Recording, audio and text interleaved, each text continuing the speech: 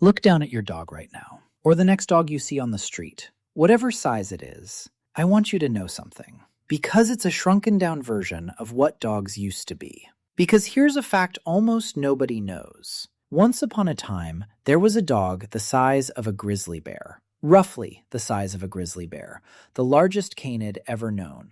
Bigger than a Siberian tiger. With a skull built like a lion's and jaws powerful enough to crack open bone like a toothpick. And then it disappeared. Completely. Wiped off the face of the earth. So here's the real question. If dogs could get that big once, why can't they now? Why did nature let cats become 600-pound giants while dogs got shoved back down to the lean, mid-sized runners we know today? Stick with me, because the answer isn't just a cool fact. It's basically a warning written into evolution itself. Let's start with the beast itself. Its name was Epicyon haydeni, and honestly, the name kind of says it all.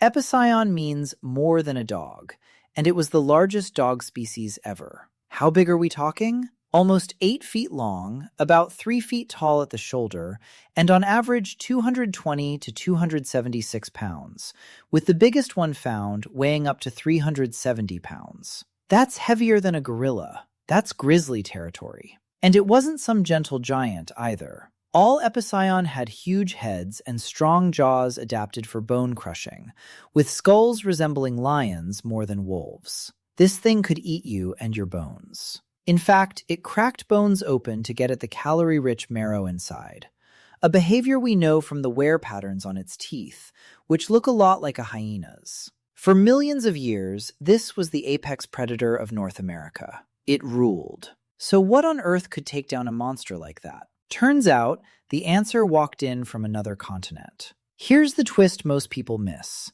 Cats aren't even from North America. Cats, the whole Felidae family, emerged over in Eurasia and only migrated into North America later, crossing the land bridge that once connected Russia and Alaska.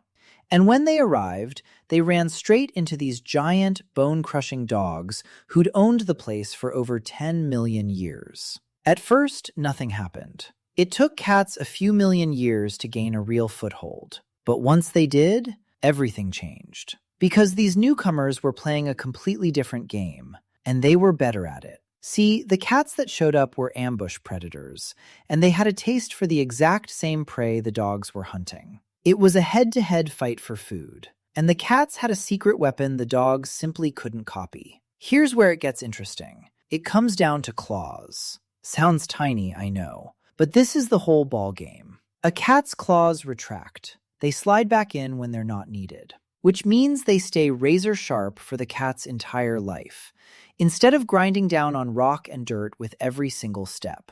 And that claw works like a grappling hook. It lets a cat latch onto huge, thrashing prey and just hold on. The big cats, with their retractable claws and long, powerful forelimbs, simply had the edge when it came to grabbing and killing large prey. A dog's claws? They don't do that. They're built like traction spikes for running, always touching the ground, always wearing down. Great for a chase. Useless for grappling. So even a giant dog couldn't grab a big animal and pin it the way a cat could. It'd get thrown right off. That's a problem you can't outgrow. No amount of size fixes it. But the claws were only half of it. The other half was the world itself changing. Around this time, the climate was shifting fast. Forests were shrinking, grasslands were spreading, and this new open landscape favored fast hunters who could chase prey across long distances. And this is where our giant Epicyon was stuck. These animals were built for ambushing and overpowering prey with brute strength, not speed, and too clawless to win the grappling game against cats. They were trapped in the middle, too big to run, not equipped to grab. And there's a name for this. Scientists call it Cope's rule, the tendency for animals to keep evolving bigger and bigger over time. Sounds like a good thing, right? Bigger is stronger. Bigger wins. Except, here's the brutal catch. Researchers found that in these dogs, the relentless push toward larger size led to a specialized meat-only diet and a shorter survival time as a species. Selection for the traits that made individuals successful actually caused the progressive failure of the entire group. Read that again. The very thing that made each individual dog a stronger, scarier predator is the exact thing that doomed the whole lineage. And here's the part that gives me chills. This wasn't a one-time accident. It happened again and again. Large body size and a meat-heavy diet evolved over and over in mammals. And these big hyper-carnivores kept getting trapped in what scientists call a macroevolutionary ratchet, marching in one direction, toward decline. Basically, every single time dogs tried to go big and become solo giants, evolution eventually punished the whole family for it. The decline of the bone-crushing dogs, from around 30 species down to total extinction, was largely driven by competition with cats and other canids. Cats never hit that wall the same way, because ambush hunting scales up cleanly. A tiger can be absolutely enormous and still hunt the exact same way a house cat does. Creep close, one explosive pounce, done. But a dog that gets huge breaks the whole cooperative, endurance-based system that made dogs work in the first place. So nature kept nudging dogs back toward the pack, back toward running, back toward staying lean. Which brings us right back to the animal at your feet. Every wild dog alive today, wolves, coyotes, African wild dogs, dingoes, they all stayed in that same lean pack-hunting lane. Not one of them ever re-evolved into another Epicyon. Meanwhile, big cats kept reappearing across the ages.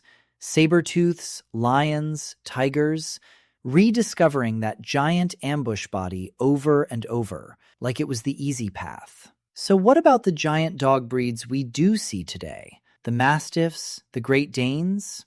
Simple.